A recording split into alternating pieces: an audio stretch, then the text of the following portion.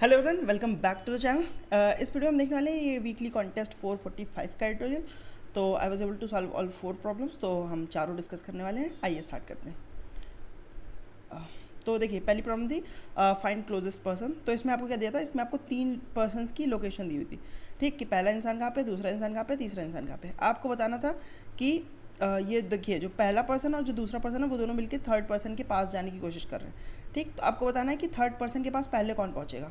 तो बेसिकली आपको डिस्टेंस, केवल सबकी डिस्टेंस निकालनी थी कि फर्स्ट पर्सन और थर्ड पर्सन के बीच की डिस्टेंस क्या है और सेकंड पर्सन और थर्ड पर्सन के बीच की डिस्टेंस क्या है। दोनों की डिस्टेंस में से जिसकी डिस्टेंस कम होगी वो ऑब्वियसली पहले पहुंचेगा। अगर मान लीजिए पहले की डिस्टेंस कम थी, आपको 1 रिटर्न करना था। अगर दूसरे की डिस्टेंस कम थी तो आपको 2 रिटर्न करना था। अगर मान लो दोनों की डिस्टेंस बराबर है तो आपको 0 रिटर्न करना था, ठीक, कि दोनों सेम टाइम पर पहुँचेंगे। तो डिस्टेंस निकालने के लिए क्या कर सकते हो आप? बस दोनों की जो डिफरेंस है वो निकाल लो। डिफरेंस क्योंकि अब नेगेटिव भी हो सकता है, क्योंकि कौन बड़ा कौन छोटा, तो इसके लिए आपको क्या करना पड़ेगा? इसके लिए आपको बस एब्सोल्यूट करना है। तो third person minus first person की पोजीशन जो भी है उसका एब्सोल्यूट डिफरेंस, ये आपकी पहली डिस्टेंस हो जाएगी। दूसरी थर्ड पर्सन की लोकेशन और सेकंड पर्सन की लोकेशन, इसका एब्सोल्यूट डिफरेंस, ये आपकी सेकंड डिस्टेंस हो जाएगी। अब दोनों डिस्टेंस को आप कंपेयर कर लो, अगर इक्वल है तो 0, अदरवाइज सेकंड और फर्स्ट जो भी आपको रिटर्न करना है वैसे कर दोगे, ठीक। तो इसमें तो कुछ करना नहीं था खास। आई होप कि सब लोग ये कर चुके हो। And let's try to discuss the second one, ठीक है। तो सेकंड प्रॉब्लम क्या है कि स्मॉलेस्ट पैलिंड्रोमिक रीअरेंजमेंट 1, ठीक। तो ये फिर भी ईजियर प्रॉब्लम था, इसका ही हार्ड वर्जन था जो थर्ड प्रॉब्लम है। तो पहले इसको करते हैं फिर थर्ड पे बढ़ते हैं, ठीक है। तो इसमें क्या करना है, आपको एक स्ट्रिंग दी हुई है जो ऑलरेडी पैलिंड्रोमिक है, ठीक। एक स्ट्रिंग दी हुई है जो कि पैलिंड्रोमिक है। आपको क्या करना है, आपके इस स्ट्रिंग के जो भी कैरेक्टर्स हैं उनको इस तरीके से रीअरेंज करना है कि आप लेक्सिकोग्राफिकली स्मॉलेस्ट पैलिंड्रोमिक परमुटेशन बना सको, ठीक। तो क्या मतलब है? मतलब ये देखो कि आपको एक स्ट्रिंग दी हुई है, आपको एक स्ट्रिंग क्या दी हुई है, मान लो दी हुई है एक पैलिंड्रोमिक स्ट्रिंग दी हुई है। तो BACDCAB, ठीक। ये एक पैलिंड्रोमिक स्ट्रिंग है, जो दी होगी वो ये गारंटी है कि वो पैलिंड्रोमिक स्ट्रिंग है, ठीक। तो देखो, पैलिंड्रोम की कंडीशन क्या होती है कि पहला कैरेक्टर लास्ट के बराबर होगा, सेकंड जो होगा सेकंड लास्ट के बराबर होगा, थर्ड जो होगा थर्ड लास्ट के बराबर होगा। और मान लो ऑड एलिमेंट्स है तो एक जो बीच का एलिमेंट होगा वो किसी के बराबर हो ही नहीं सकता ऑब्वियसली। और इवन है तो सारे लास्ट से ऐसे करते करते सब एक दूसरे के बराबर होंगे, ठीक। तो देखो, इसकी प्रॉपर्टी क्या होती है? इसकी प्रॉपर्टी होती है कि जो इसमें नंबर ऑफ इवन कैरेक्टर, देखो इवन नंबर्स होंगे, जो बाकी सारे नंबर्स हैं वो इवन टाइम अकर करेंगे। और अगर मान लो इसकी लेंथ ऑड है तो एक एलिमेंट ऐसा होगा जो खाली ऑड टाइम अकर करेगा, ठीक। एक एलिमेंट ऐसा होगा जो ऑड टाइम अकर करेगा, जो कि सेंटर वाला एलिमेंट है, क्योंकि वो खाली एक ही बार आ सकता है ना, इसका तो जोड़ीदार कोई है ही नहीं। बाकी सारे एलिमेंट्स का जोड़ीदार होना चाहिए, क्योंकि फर्स्ट एलिमेंट जो होगा, ये मान लो जो भी है, वो सेम एलिमेंट ये लास्ट में भी होगा। तो हमेशा ये इवन टाइम से आएंगे बाकी सारे एलिमेंट्स। और एक एलिमेंट जो होगा वो एटमोस्ट 1 टाइम्स आएगा। मतलब कि ज़रूरी नहीं है कि आए ही आए, ऐसा हो सकता है कि आए। अगर इवन साइज है तो फिर नहीं आएगा, अगर नहीं आएगा तो फिर एक ना एक ऑड एलिमेंट होगा, अगर ऑड है तो, ठीक। तो बस इसका ही काम था देखो आपको, क्योंकि अब देखो आपको क्या करना है, अब इसको आपको सबसे स्मॉलेस्ट पैलिंड्रोमिक परमुटेशन में अरेंज करना है, ठीक। तो वो क्या होगा? देखो, वो होगा कि देखो फर्स्ट की देखो आधी स्ट्रिंग देखो आप, तो इसका आप जो करोगे, इसको आप जिस तरीके से भी अरेंज करोगे, ये जो लास्ट की स्ट्रिंग है ये ऑटोमेटिकली उसी तरीके से अरेंज हो जाएगी, ठीक। तो पहले की हाफ स्ट्रिंग को आप जैसे भी अरेंज करोगे, बाकी की आधी को आप अरेंज नहीं कर सकते अपनी मर्ज़ी से। ये ऑटोमेटिकली उसका कॉपी करके, जो पिछली स्ट्रिंग है उसको ही कॉपी करके ये क्या करेगा, अपने आप को भी रख लेगा। जैसे मान लो देखो, आपने कहा कि मैं यहाँ पे CAB रखना चाहता हूँ, और फिर इसके बाद आपने कहा कि मैं ये देखो डी तो ऐसे ही रहेगा, डी को तो कुछ कर ही नहीं सकते ना, क्योंकि यही इकलौता एलिमेंट है जो कि ऑड टाइम आ रहा है। अगर इसको तुम कहीं और रख दोगे तो फिर ये ऑड वाले के लिए कौन सा एलिमेंट लाओगे? अगर किसी एक को रख दिया तो वो भी ऑड हो जाएगा, क्योंकि इवन में से एक एलिमेंट निकाल के अगर यहाँ पर रख दिया तो वो भी ऑड हो जाएगा। तो आप क्या कर सकते हो, इस डी को तो देखो छेड़ भी नहीं सकते हो। और मेरा कहना है कि खाली स्टार्टिंग की जो हाफ स्ट्रिंग है आपकी, उसको ही आप रीअरेंज कर सकते हो, क्योंकि बाद की जो स्ट्रिंग है, अब देखो यहाँ पे तुम कह रहे हो कि मैं ए रखना चाहता हूँ, इसने कहा नहीं रख सकते हो तुम आधी की, बाकी की आधी स्ट्रिंग को कुछ कर ही नहीं सकते हो। क्यों? क्योंकि वो यहाँ से एलिमेंट कॉपी करके लिखेगा। अब देखो, इस बी यहाँ पे बी रखना तुम्हें मैंडेटरी है, यहाँ पे ए रखना मैंडेटरी है, और यहाँ पे सी रखना मैंडेटरी है। इसको तुम छेड़ ही नहीं सकते हो। तो बस अब देखो, प्रॉब्लम बॉइल डाउन किस में हो गई कि स्टार्टिंग की जो हाफ स्ट्रिंग है, इसको तुम्हें क्या करना है, इसको तुम्हें स्मॉलेस्ट पॉसिबल बनाना है। तो इसे स्मॉलेस्ट पॉसिबल कैसे बना सकते हो? इसको सॉर्टेड ऑर्डर में रख दो।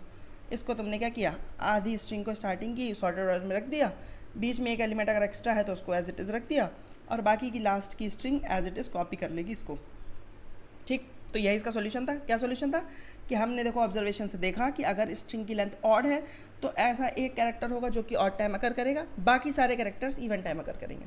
ठीक, तो ऑड वाला एक कैरेक्टर तो हम हटा भी सकते हैं ना, उसको तो लास्ट में एज इट इज़ रखना बीच में।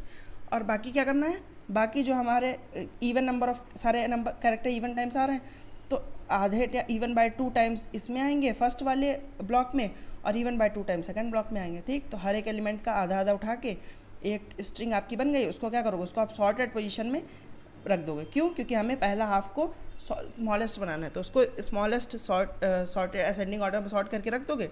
बीच में अगर एक्स्ट्रा कैरेक्टर है तो उसको रख दोगे, फिर बाकी की इसी को रिवर्स करके पीछे रख दोगे। ठीक, तो इतना कठिन नहीं था जितना देर मैंने एक्सप्लेन किया, बट हाँ हो सकता है कि आपको नहीं समझ में आ रहा हो तो अब आपको समझ में आ चुका होगा। ठीक, तो इसकी अगर इम्प्लीमेंटेशन देखो तो कुछ ऐसा था नहीं। क्या किया मैंने, पहले फ्रीक्वेंसी निकाल ली सबकी, फिर क्या किया, इसमें मेरा आंसर स्टोर होगा, और फिर मैंने देखो ये CH है कि मेरा ऑड कैरेक्टर है कि नहीं। ठीक, तो मैंने क्या किया, देखो पूरे मैप में पहले सब कुछ स्टोर कर लिया था, मैप में आइटरेट किया, जो भी एलिमेंट, अगर एक एलिमेंट को ऐसा होगा जो ऑड टाइम से आ रहा है तो मैंने क्या किया, अपने CH को अपडेट कर लिया। CH मेरा स्टोर कर रहा है कि जो मिडिल एलिमेंट है, अगर ऑड स्ट्रिंग की लेंथ ऑड है तो वो मिडिल एलिमेंट होगा। अदरवाइज़ क्या किया, बाकी सबकी आधी आधी जो फ्रीक्वेंसी होगी उसको क्या किया, उसको मैंने अपना स्ट्रिंग में स्टोर कर लिया। फिर अब उसको क्या किया, इसको या ए जो मैं बना रहा हूँ ये स्टार्टिंग की हाफ स्ट्रिंग है, बाद में इसको क्या किया, सॉर्ट कर दिया मैंने अपने आंसर में, इसको पहले रखा, फिर अगर ऑड कैरेक्टर है तो ऑड कैरेक्टर को डाल दिया। फिर क्या करूँगा, फिर मैं स्टार्टिंग में जो स्ट्रिंग डाली थी उसको रिवर्स करके फिर से डाल दूंगा, और फिर लास्ट में मैं अपना आंसर रिटर्न कर दूंगा। ठीक, तो उम्मीद है कि आपको समझ में आया होगा। बेसिक सी प्रॉपर्टी जो पैलिंड्रोम की होती है उसका हमने फ़ायदा उठाया कि हर एलिमेंट जो होगा वो आपका इवन टाइम्स, और एट मोस्ट वन एलिमेंट जो होगा वो ऑड टाइम्स अगर करेगा। ठीक, आइए देखते हैं थर्ड प्रॉब्लम। देखो इसमें वो प्रॉपर्टी तो लगेगी, साथ में इसमें बहुत कुछ लगेगा। ठीक, तो मैथमेटिक्स आपकी थोड़ी स्ट्रांग होनी चाहिए, यहाँ पे थोड़ा सा उसका टेस्ट होगा, बाकी मैं आपको समझाने की कोशिश करूँगा पूरी। ठीक, देखो इसमें क्या है, इसमें है कि सेम चीज़ है कि आपको एक पैलिंड्रोमिक स्ट्रिंग दी हुई है जैसे पिछले में भी दी थी, लेकिन यहाँ पे आपको एक एक्स्ट्रा इंटीजर के भी दिया हुआ है। ठीक, पिछले में क्या करना था, आपको रीअरेंज करके आपको स्मॉलेस्ट परमुटेशन बनाना था, स्मॉलेस्ट पैलिंड्रोमिक परमुटेशन बनाना था। यहाँ पे क्योंकि ऑफ कोर्स आपको एक एक्स्ट्रा इंटीजर के दिया हुआ है तो वो फालतू में तो दिया होगा नहीं। यहाँ पे आपको क्या करना है, आपको इसको रीअरेंज करके केथ स्मॉलेस्ट परमुटेशन बनाना है, केथ लेक्सिकोग्राफिकली स्मॉलेस्ट पैलिंड्रोमिक परमुटेशन बनाना है। ठीक, तो यहाँ पे बात क्या है कि आपको वहाँ बताना था स्मॉलेस्ट, यहाँ पे आपको केथ स्मॉलेस्ट बताना है। केथ स्मॉलेस्ट देखो क्या होगा, जैसे मान लो आपका दिया हुआ है कि क्या दिया है, A B लेट्स से, अगर ये दिया हुआ आपको। ठीक, और आपसे कहा है कि सेकंड स्मॉलेस्ट बता दो, तो देखो फर्स्ट स्मॉलेस्ट तो यही है, क्या है कि A, सेकंड स्मॉलेस्ट क्या है, B, ठीक, इसमें आपको हो सकता है अच्छे से नहीं समझ में आया तो मैं दूसरी स्ट्रिंग ले लेता हूँ। लेट्स से मैंने ले ली CAB, ठीक, ये स्ट्रिंग मान लो ले ली। अब देखो इसके मैं अगर इसको लाइन से लिखना चाहूँ कि स्मॉलेस्ट से लेके धीरे धीरे बढ़ते हुए इंक्रीजिंग ऑर्डर में इसके क्या क्या परमुटेशन बनेंगे, तो देखो सबसे छोटा परमुटेशन इसका बनेगा ABCCBA, ये इसका सबसे स्मॉलेस्ट परमुटेशन बन रहा है। फिर उससे बड़ा क्या बनेगा, उससे बड़ा बनेगा ACBBCA। ठीक, फिर इससे बड़ा क्या बनेगा, इससे बड़ा बनेगा आपका BACCAB। ठीक, फिर इससे बड़ा क्या बनेगा, BCAACB। फिर इससे बड़ा क्या बनेगा, CABBAC। फिर CBAABC। ठीक, ये टोटल आपके 6 परमुटेशन बनेंगे। अब आपको इसमें से जो भी पूछा होता, मान लो थर्ड परमुटेशन पूछा होता तो आपको ये वाला परमुटेशन उठा के दे देना है। ठीक, तो ब्रूट फोर्स आपको यहीं समझ में आ होगा। ब्रूट फोर्स क्या है कि आप सारे परमुटेशन निकाल लो, नेक्स्ट परमुटेशन करके एक फंक्शन भी होता है आपके पास, तो सारे परमुटेशन निकाल लो, उसमें से जो पैलिंड्रोमिक है उनको आप निकाल लो, फिर उसके बाद अपना जो भी पूछा हो वो रिटर्न कर दो। ठीक, तो ये सब तो इंटरव्यू में स्टार्टिंग में बताने के लिए ठीक है, बट हाँ ये यहाँ पे तो एक्सेप्ट होने वाला नहीं है, क्योंकि कंस्ट्रेन अगर आप देखो तो कंस्ट्रेन तो भर भर के दिए 10⁴। ठीक, तो यहाँ पे कुछ दिमाग लगाना है, बहुत तगड़ा दिमाग लगाना है कुछ। ठीक, देखो एक क्वेश्चन होता है, एक क्वेश्चन आपका क्या होता है, एक क्वेश्चन होता है वो मैं अभी आपको थोड़ी देर बताता हूँ, पहले आपको थोड़ी ऑब्जर्वेशन बताता हूँ। ठीक, अभी देखो पिछले क्वेश्चन में हमने क्या ऑब्जर्व किया था कि जो भी होगा पहला जो हाफ स्ट्रिंग है उसको ही आप कुछ भी छेड़छाड़ कर सकते हो। ये हमने पिछले क्वेश्चन में भी देखा है। क्या देखा है कि जो हाफ स्ट्रिंग है स्टार्टिंग, मान लो एक ऑड नंबर भी है, मान लो ई है, तो देखो अब सारे परमुटेशन में ये ई यहीं रहेगा, ई को तुम हटा ही नहीं सकते। क्यों नहीं हटा सकते, ये मैंने आपको बताया था, क्योंकि अगर ई को हटा दिया, देखो बाकी सारे नंबर इवन टाइम्स है, एक ऐसा नंबर है जो खाली ऑड टाइम है। अगर इसको तुमने कहा कि मैं इसको हटा रहा हूँ, तो इसको हटा के लेके कहाँ जाओगे? इसको कहीं पे रखोगे तो उसका जोड़ीदार भी चाहिए होगा ना। इस प्लेस के अलावा अगर इसको कहीं भी रखोगे तो इसका जोड़ीदार चाहिए तुम्हें। पहली बात तो इसका जोड़ीदार नहीं मिलेगा। दूसरी बात कि अगर इवन पोजीशन में से कोई एक एलिमेंट उठा के यहाँ पे रखोगे तो अब इसका जो एक एलिमेंट बचा है वो कहाँ जाएगा, है ना। तो फॉर इतने सारे रीजंस आप क्या कर सकते हो, इस ई को कहीं हटा ही नहीं सकते हो, ये ई यहीं रहेगा। और आप स्टार्टिंग की जो आधी स्ट्रिंग है आपकी उसको ही केवल आप रीअरेंज कर सकते हो। ये भी हमने पिछले क्वेश्चन में देखा, क्योंकि जो भी यहाँ पे रीअरेंज करोगे, मान लो ई सी बी रखा आपने यहाँ पे, तो अब लास्ट की स्ट्रिंग आपको अरेंज करने का मौका नहीं मिलेगा। लास्ट की स्ट्रिंग बस एज इट इज़ कॉपी हो जाएगी, जो आगे स्ट्रिंग है उसका रिवर्स करके पीछे कॉपी हो जाएगी। ठीक, तो अब मोटी मोटी प्रॉब्लम बॉयल डाउन किस में हो गई, ये जो इतनी बड़ी सी प्रॉब्लम थी ये बॉयल डाउन हो गई कि आपको जो भी कैरेक्टर्स दिए हैं उसमें से ये ऑड वाला कैरेक्टर हटा दो, और ये जो बाकी कैरेक्टर्स हैं, देखो अभी फ्रीक्वेंसी क्या थी, ई 3 टाइम था आपका, बी जो था वो 2 टाइम था, और सी जो था वो भी 2 टाइम था। ठीक, इस वाली स्ट्रिंग की अगर हम बात करें, ई C B, E B C ई, ठीक ये था। अब क्या करो, देखो ऑड कैरेक्टर जो है उसको हटा दो, ऑड कैरेक्टर हटा दिया, तो अब ई 2 टाइम्स बचा, बी आपका 2 टाइम्स बचा, और सी आपका 2 टाइम्स बचा। ठीक, अब इसमें से स्टार्टिंग की हाफ में कौन कौन से कैरेक्टर होंगे, तो हर कैरेक्टर का आधा आधा फ्रिक्वेंसी उठा लो। ई देखो, ई का एक कैरेक्टर आगे वाली स्ट्रिंग में होगा और एक बाद में होगा, क्योंकि पैलेंड्रोम बनाना है। बी का एक आगे वाले में होगा और सी का भी एक आगे वाले में होगा। ठीक, तो स्ट्रिंग आपकी बची E C B, E B C, E C B कुछ भी कह लो। ठीक है, तो अब आपकी प्रॉब्लम बची कि इस वाली स्ट्रिंग का केथ परमुटेशन निकालना है आपको। इसका अगर आपने केथ परमुटेशन निकाल दिया तो देखो बाकी की स्ट्रिंग, क्योंकि कुछ भी नहीं कर सकते हो, बाकी की स्ट्रिंग आपकी मर्ज़ी के, आप अपनी मर्ज़ी से नहीं चूज़ कर सकते हो, बाकी की स्ट्रिंग फोर्सफुल है। ये ई देखो, ये ई हट ही नहीं सकता यहाँ से, और ये बाकी के पीछे के कैरेक्टर्स भी नहीं कुछ हो सकते, क्योंकि जो आगे लिखोगे उसका ही उल्टा करके कॉपी करना पड़ेगा तुम्हें पीछे भी।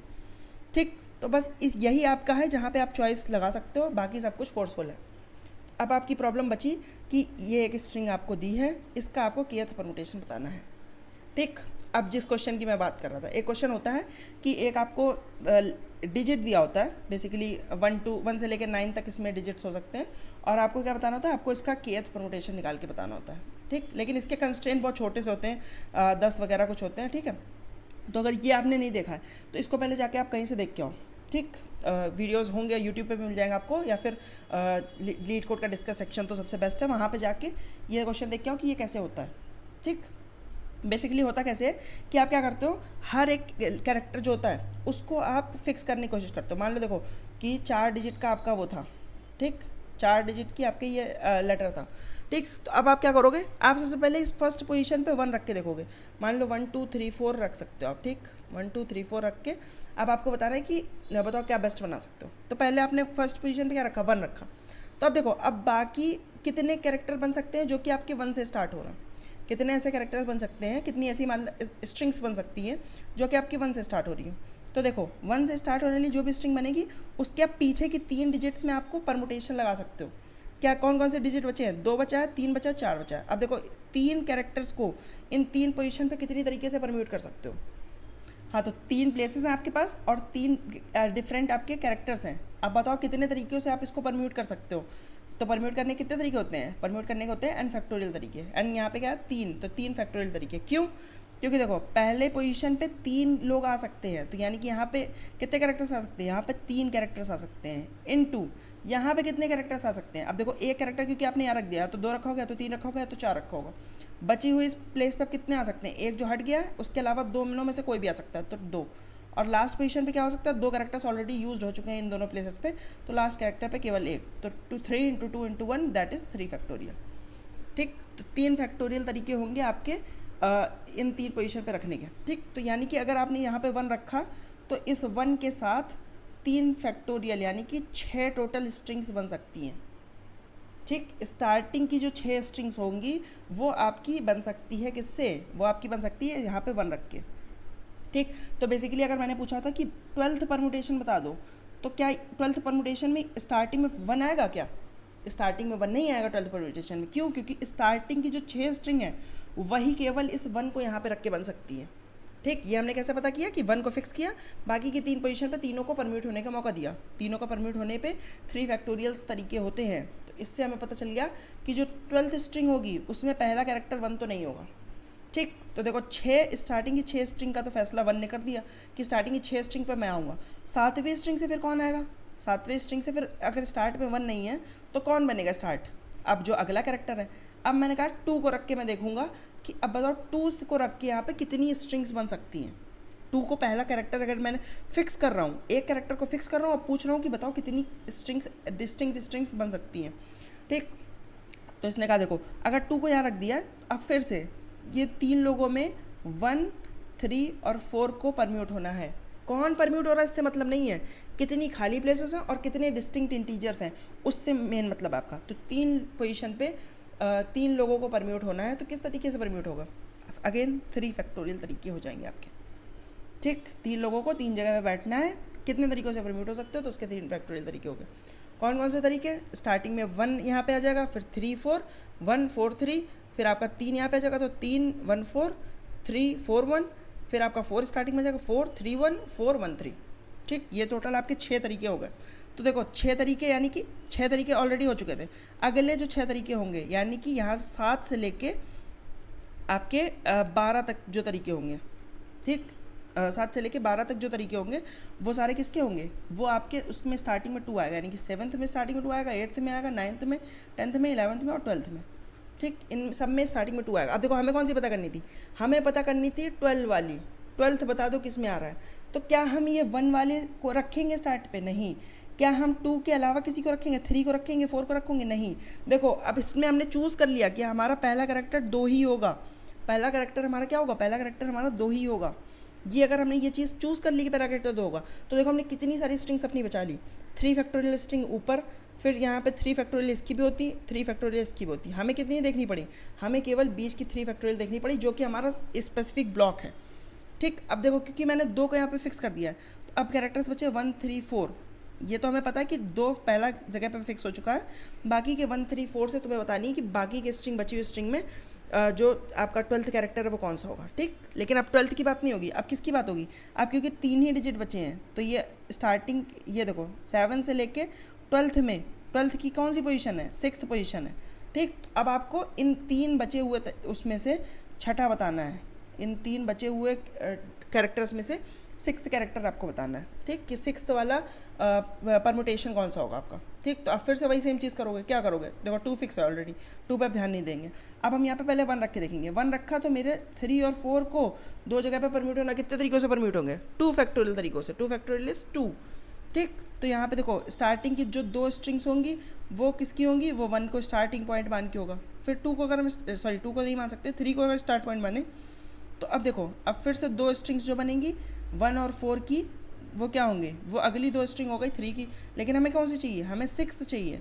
तो यानी कि 1 2 3 4 4 पता चल गई। अब अगली 2 पता चलेगी, तो हमें पता है कि ये जो 4 को स्टार्टिंग मानोगे, यही मेरी 5th और 6th वाली बनाएगा। कौन कौन सी?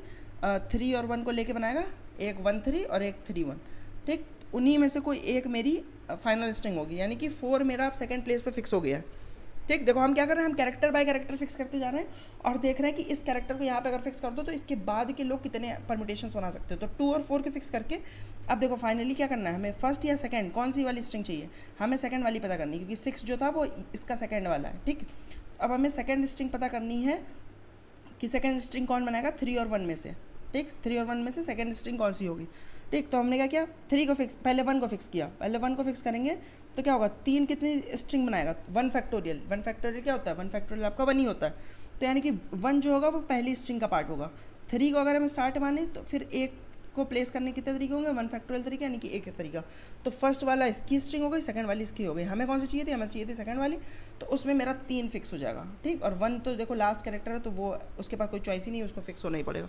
तो मैंने कहा कि जो 12th वाली स्ट्रिंग होगी 1 2 3 4 की, वो मेरी होगी 2 4 3 1। कैसे पता कर रहे हैं हम? हर एक कैरेक्टर को फिक्स कर रहे हैं और हम पता कर रहे हैं कि अब बताओ कितने तरीक़ों से बाकी की स्ट्रिंग को परम्यूट किया जा सकता है। ठीक, तो देखो ऐसा ही कुछ कुछ है हमारा ये वाला क्वेश्चन भी। कैसे? हमारा क्या है? हमारे देखो यहाँ पे पहली बात तो लेटर्स की जगह जो है हमारे वो क्या है? लेटर्स की जगह हमारे अल्फ़ाबेट्स है, उसको कोई फ़र्क नहीं पड़ेगा। ठीक है, तो देखो इसको कैसे करते कैसे हैं? ये जो पिछला वाला क्वेश्चन था इसको कैसे करते हैं वो अगर हमने थोड़ा सा देख लिया तो उसकी इम्प्लीमेंटेशन एज इट इज़ तो नहीं कर सकते, बट हाँ तरीका जो है वो जो बिहाइंड का तरीका है वो एज इट इज़ ही रहेगा। ठीक, देखो कैसे करते हैं हम इसको हमने करने के लिए क्या करेंगे? पहले तो हमें फैक्टोरियल जो है वो तेज़ी से निकालना है। ठीक, क्योंकि हमें जो n फैक्टोरियल निकालना है वो तेज़ से निकालना है। ठीक, दूसरी चीज़ ये है कि हमारे इसमें जो है वो मल्टीपल कैरेक्टर्स, मल्टीपल टाइम्स भी आ सकते हैं कैरेक्टर्स। तो देखो मान लो जैसे ए बी बचा है, ठीक, मान लो कोई कैरेक्टर हमने सी यहाँ पे फिक्स किया, अब ए बी को पूछा किसी ने कि कितने तरीके से परम्यूट कर सकते हो, तो क्या एज इट इज़ हम 3 फैक्टोरियल बोल सकते हैं? नहीं, 3 फैक्टोरियल नहीं बोल सकते। क्यों नहीं बोल सकते? क्योंकि हमारा देखो जो ए है वो 2 टाइम्स आ रहा है और दोनों आइडेंटिकल हैं। तो आपने अगर पढ़ा होगा कि आइडेंटिकल, अगर मान लो आपके एक कैरेक्टर 2 बार आ रहा है, एक कैरेक्टर 1 बार आ रहा है, तो 2 आइडेंटिकल आइटम्स और 1 आइडेंटिकल आइटम्स को जब हम साथ में प्लेस करेंगे तो उसके कितने यूनिक तरीके होंगे। क्योंकि देखो पहले हमने इस ए को 1 वो माना पहले पोजीशन पे, फिर ए बी, ठीक, फिर इसको ए माना और इसको बी ए, ठीक। अब लेकिन क्या, अब इस वाले ए को स्टार्टिंग में अगर हम इसको यहाँ पे रख के फिर ए बी फिर से बन जाएगा और इसको रख के बी ए फिर से बन जाएगा। अगर हम इसको A1 A2 नंबरिंग देते, A1 A2 नंबरिंग देते तो फिर ये A1 A2 A1 A2 A2 A1 A2 A1 होता, तब ये यूनिक होता। बट हम नंबरिंग की तो कुछ दे नहीं सकते, देखने में तो ये आइडेंटिकल ही है ना। तो उसका क्या फॉर्मूला होता है? उसका फॉर्मूला होता है कि n फैक्टोरियल, यानी कि जितनी जगहों पे रखना है, यानी कि 3 जगहों पे रखना है तो 3 फैक्टोरियल, और साथ में कितने कितने उनके काउंट है। तो एक कैरेक्टर 2 टाइम्स अकर कर रहा है तो 2 फैक्टोरियल, इनटू एक कैरेक्टर 1 टाइम्स अकर कर रहा है तो 1 फैक्टोरियल, ठीक। अब इसको सॉल्व करोगे तो क्या आ जाएगा आपका 3 × 2 फैक्टोरियल अपॉन 2 फैक्टोरियल, तो दैट इज़ 3। तो इनके केवल 3 ही तरीके होंगे, ए बी को लिखने के 3 तरीके होंगे, ना कि 3 फैक्टोरियल तरीके। कौन कौन से तरीका होगा? ए बी एक तरीका हो गया, ए बी ए एक तरीका हो गया, और बी ए एक तरीका हो गया, ठीक। तो ये हमारा जो डुप्लीकेसी का केस होगा उसमें होगा, ठीक। अब देखो, अब ये सब चीज़ें फाइंड कैसे करेंगे? इसके लिए हमें ये फैक्टोरियल पहले से पता होनी चाहिए। अगर ये हमें फैक्टोरियल पहले से पता होंगे तो हम आराम से निकाल लेंगे। लेकिन देखो अब छोटा सा कैच जो है वो यही है कि देखो हमारी जो हो सकती है फ्रीक्वेंसी हो सकती है वो 10⁴ तक हो सकती है। तो क्या हम 10⁴ तक फैक्टोरियल निकाल सकते हैं? 10⁴ तक अगर हम फैक्टोरियल निकालेंगे तो ये तो कहाँ पे स्टोर करेंगे हम? 10⁴ तक नंबर्स हैं, इनके फैक्टोरियल जो होंगे वो बहुत बड़ा हो जाएगा, वो 10⁻20 समथिंग तक जाएगा, ठीक। तो इतना बड़े नंबर्स तो हम कहीं पे भी स्टोर नहीं कर सकते, है ना। तो हम देखो डायरेक्ट निकाल नहीं सकते हैं, और निकालने की हमें ज़रूरत भी नहीं। क्यों? क्योंकि देखो kth परम्यूटेशन तक ही का काम है हमें, k के बाद का जो भी परम्यूटेशन उसका कोई काम नहीं है, और k की वैल्यू है 10⁶, ठीक। तो हम देखो हम क्या करेंगे, अगर ये नंबर मेरा, अगर हमें पता है ये नंबर मेरा जो है वो 10⁶ से बड़ा हो रहा है, तो इसका मतलब तो यही है ना कि हमें ये नंबर, देखो अगर कोई कह रहा है कि मैं जो है मैं मान लो पहला नंबर कह रहा है मैं 1 से लेके 100 तक परम्यूटेशन बनाता हूँ, इस कैरेक्टर को फिक्स करके 1 से लेके 100 तक परम्यूटेशन बनती है। दूसरा कह रहा है मैं फिक्स होने के बाद 100 से लेके 1000 तक बनाता हूँ, ठीक। तीसरा कह रहा है कि मैं 1000 से लेके 1,00,000 तक बनाता हूँ, यानी कि 10⁵ तक बनाता हूँ। अगला कह रहा है कि मैं 10⁵ से लेके बनाता हूँ 10⁻20 तक, ठीक। और मुझे मेरा k की वैल्यू क्या है? मेरे k की वैल्यू है 10⁻6 मान लो, ठीक। मेरे k की वैल्यू है 10⁻6, तो 10⁵ से 10⁻20 तक बना रहा है। हमें इस 10⁻20 की एग्जैक्ट वैल्यू निकालने की ज़रूरत है क्या? मान लो ये कुछ होता है 10 1 0 0 0 0 फिर 7 5 6 ऐसे कुछ समथिंग होता, तो क्या हमें इस एग्जैक्ट वैल्यू का काम है? नहीं, हमें केवल ये पता करना है कि ये जो वैल्यू आ रही है वो k से बड़ी है कि नहीं। अगर k से बड़ी है या फिर k के बराबर है, दोनों बातें हमारे लिए सेम ही हैं, ठीक। क्योंकि हमें रेंज पता करनी है कि ये जो है इसको यहाँ पे फिक्स करेंगे तो बचे हुए एलिमेंट्स की रेंज में आएगा क्या, नहीं। तो ठीक है, तो हमें एग्जैक्ट ये जो 10⁻20 जो भी वैल्यू आ रही है ये एग्जैक्ट वैल्यू का काम नहीं है, हमें बस इस चीज़ का काम है कि ये जो हमारी वैल्यू आ रही जो भी वो k को क्या अपने अंदर कंज्यूम कर पाएगी कि नहीं, ठीक। तो हमें पहली चीज़ कि एग्जैक्ट सबका फैक्टोरियल निकालने की ज़रूरत नहीं है, ठीक। As soon as we find a number जहाँ पे जो भी हमारा k को एक्सीड करेगा हम वहीं पे ब्रेक कर सकते हैं, हमें पूरा पता करने की ज़रूरत नहीं है, ठीक। तो आइए थोड़ा थोड़ा हम सोल्यूशन बनाने की तरफ बढ़ते हैं, ठीक। देखो सोल्यूशन थोड़ा थोड़ा कैसे बना सकते हैं हम। पहली चीज़ तो ये चीज़ जो आपको लग रही होगी ये कैसे निकालोगे हम ये कैसे निकालेंगे? देखो क्योंकि इसमें तो हमें डायरेक्ट फैक्टोरियल रखना है ना। कौन सा तरीका, क्या चीज़ की बात कर रहा हूँ मैं? जो n फैक्टोरियल और जो आपकी फ्रिक्वेंसी a की फ्रिक्वेंसी का फैक्टोरियल इंटू b की फ्रिक्वेंसी का factorial into dash dash dash z की फ्रिक्वेंसी का फैक्टोरियल, ये चीज़ कैसे निकालेंगे? ये चीज़ तो देखो निकलना तो मुश्किल है। इसमें कैसे तुम फाइंड करोगे कि ये तुम्हारा k से बड़ा है कि नहीं, ठीक। अगर कुछ इंक्रीमेंटल चीज़ होती जो कि एक एक करके जिसमें चीज़ें आ रही हो, जिसमें एक एक करके चीज़ें मल्टीप्लाई हो रही, यहाँ तो देखो एक बड़ी सी वैल्यू पहले ही है ऑलरेडी, उसका तुम्हें डिवाइड करना है फिर इन वैल्यू से, तो ऑलरेडी बहुत बड़ा हो चुका होगा चीज़ें, ठीक। अगर ये मान लो इसकी वैल्यू होती 10⁻ 2 और समथिंग 2 और 3, तो इसका फैक्टोरियल निकाल ही नहीं पाओगे, इसका फैक्टोरियल नहीं निकाल पाओगे तो बात तो ख़राब हो जाएगी ना। ठीक, तो इसके लिए हमें इसको किसी और तरीके से देखना होगा। ठीक, देखो बेसिकली ये है क्या चीज़, ये है क्या चीज़, अगर तुम इस चीज़ को देखने की कोशिश करो तो ये क्या चीज़ है। ये लिखा है कि तुम्हारा जो n लोग हैं उसमें क्या है, तुम्हारे एफ ए जा रहे हैं, उसमें तुम्हारे एफ ए टाइम्स ए जा रहा है, एफ बी टाइम्स बी रखा जा रहा है, एफ सी टाइम्स सी रखे जा रहे हैं, ऐसे करते करते एफ जेड टाइम्स जेड रखा जा रहा है। एन प्लेसेस पे ये सब रखने की प्रोबेबिलिटी दी हुई है तुम्हें। क्या दिया हुआ है कि तुम एन प्लेसेस पे इतने सारे कैरेक्टर्स तुम्हें रखने की कितने परम्यूटेशन बन सकते हैं। तो मैं कहता हूँ कि इसको मैं दूसरे तरीके से लिखता हूँ। इसको मैं किस तरीके से लिखता हूँ कि देखो, मैं एफ ए जो कैरेक्टर्स हैं उनको लिखने के तरीके पता करना चाहता हूँ। मैं जो एन तरीके हैं, एन जगह हैं, उनमें से चूज़ करना चाहता हूँ एफ ए प्लेसेस। मान लो मेरे पास 5 जगह हैं, मैं इनमें से कोई 2 जगह चूज़ करना चाहता हूँ जिसमें मैं ए रखूँगा। मैं इनमें से कोई 2 जगह चूज़ करना चाहता हूँ जिसमें मैं ए रखूँगा। ठीक, आपने कहा ठीक है।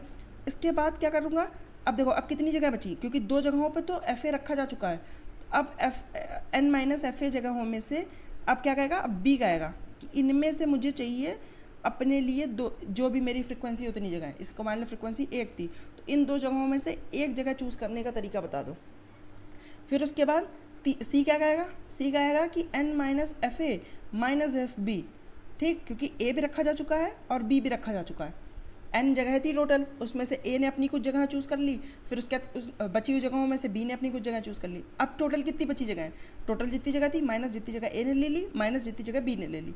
अब इनमें से चूज़ कर सकता कौन, सी चूज़ कर सकता है।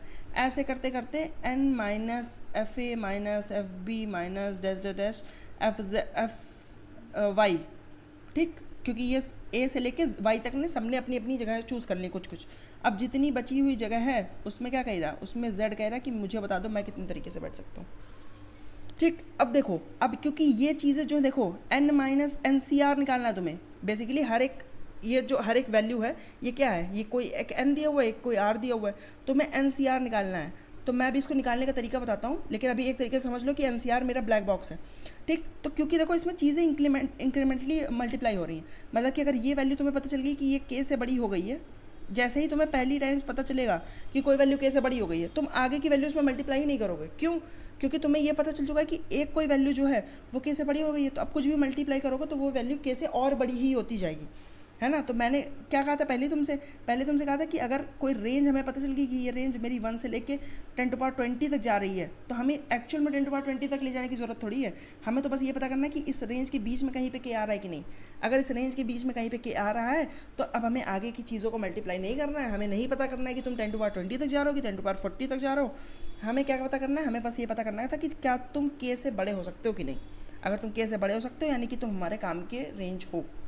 ठीक, अब आपको अगर लगेगा कि ये एनसीआर कैसे पता करोगे, पहले तो देखो ये मेक श्योर कर लो कि ये तुम्हें फॉर्मूला ये तुम्हें समझ में आ गया। देखो क्योंकि एन फैक्टोरियल डिवाइडेड बाई ये जो चीज़ें थी, ये जो भी था, इसको तुम इस तरीके से नहीं कर सकते थे। इसमें तुम ये नहीं कभी बीच में पता कर सकते थे कि क्या तुम कैसे पढ़े हुए कि नहीं।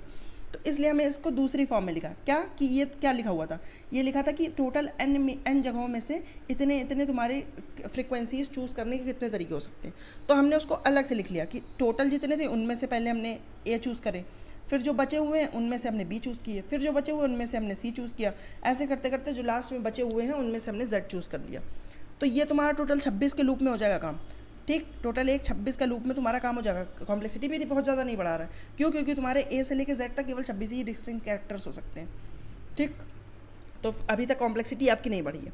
आपको दिमाग में बस कॉम्प्लेक्सिटी ना बढ़ी हो, उम्मीद करता हूँ। नहीं समझ में आया तो पीछे करके देखना, समझ में आएगा। कॉपी पेन उठाना, थोड़ी सी मैथ अगर कॉम्बिनेट्रिक्स आपको उतनी अच्छे से नहीं आती है तो थोड़ा टाइम लग सकता है, लेकिन अगर मैथ्स आपको अच्छे से आती है तो बहुत जल्दी समझ में आ जाएगा। ठीक, अब देखो, अब मुझे क्या पता चल गया, अगर मैं ब्लैक बॉक्स की तरह भी इस एनसीआर को ट्रीट करूँ, अगर इस एनसीआर को भी मैं ब्लैक बॉक्स से ट्रीट करूँ, तो मुझे ये पता चल चुका है कि हम किस तरीके से पहला क्या करेंगे। हम हर एक पोजीशन पे मेरी टोटल पोजीशंस कितनी है। अगर मेरी स्ट्रिंग की लेंथ थी क्या एन, तो मैंने क्या कहा था कि स्टार्टिंग की खाली आधी स्ट्रिंग को वो करना है मुझे। ठीक, तो मेरे पास सबकी अकरेंस भी है, सबकी फ्रिक्वेंसी यानी कि F A F B F C F Z तक सबकी वैल्यूज़ भी हैं। ठीक, और मेरे को एन पता, एन कितना है, एन होगा मेरा n/2, क्योंकि आधी स्ट्रिंग ही हम डिसाइड कर सकते हैं। बाकी की बची हुई आधी स्ट्रिंग क्या होगा, जो पहली आधी है उसका ही रिवर्स होगा। ठीक, तो मुझे पता है इसकी वैल्यू। अब मैं क्या करूँगा, अब मैं इस फ्रीक्वेंसी वाले पर ट्रैवर्स हर पोजीशन पे पहले क्या करूँगा, हर पोजीशन पे ट्राई करूँगा। ए रख सकते हो यहाँ की, बी रख सकते हो कि सी रख सकते हो कि डी रख सकते हो। कौन सी एक चीज़ ऐसी है जो रख सकते हो। ए रखोगे तो क्या होगा, ए रखोगे तो बचे हुए कैरेक्टर्स कैसे निकालोगे, इस फ्रिक्वेंसी वाले उसमें से, मैप में से निकालोगे कि बचे हुए कितने कैरेक्टर्स हैं पहले, तो उनका फॉर्मूला पूरा इस तरीके से निकलेगा, जो भी है इस तरीके से निकलेगी। इस परमुटेशन की वैल्यू कि इस ए को यहाँ पे रख के कितने वो बन रहे हैं मेरे सीक्वेंस, जो कि हम एन फैक्टोरियल से काम कर रहे थे वहाँ पे, क्योंकि वहाँ पे डिस्टिंक्ट वगैरह का कुछ खेल नहीं था, मतलब कि वहाँ पे सारे कैरेक्टर्स डिस्टिंक्ट थे, कोई रिपीटिंग वाला नहीं खेलता। वो वैल्यू हम इस वाले फॉर्मूले से निकालेंगे। इस वाले फॉर्मूले से वो वैल्यू हमने निकाल ली। अगर ये वैल्यू मेरी जो के की वैल्यू है, अगर वो मेरी इसके बीच में आ रही है, तो मतलब कि मेरा ए ही फिक्स हो जाएगा, वरना फिर हम बी पर ट्राई करेंगे, सी पर ट्राई करेंगे, ऐसे करते करते हम सब पे ट्राई करेंगे, जिसमें मेरा फिक्स हो जाएगी बात कि हाँ इनके बीच में क्या आ रहा है, उसको हम ये वाला कैरेक्टर मान लेंगे, फिर हम अगले कैरेक्टर के लिए ट्रैवर्स करेंगे। ठीक, तो ऐसे करते करते हम सारे कैरेक्टर्स एक एक करके फिक्स कर लेंगे। जब लास्ट में मेरी ये आगे वाली इनिशियल स्ट्रिंग फिक्स हो जाएगी, ये केथ परमुटेशन मिल के आ जाएगा। मान लो मेरा बना ये DABC, मान लो ये बना मेरा, तो मैं क्या करूँगा, बीच में कोई ऑड कैरेक्टर था तो वो रख दोगे, और बाद में लास्ट वाली स्ट्रिंग को एज इट इज़ इसका इन्वर्स करके लिख दोगे।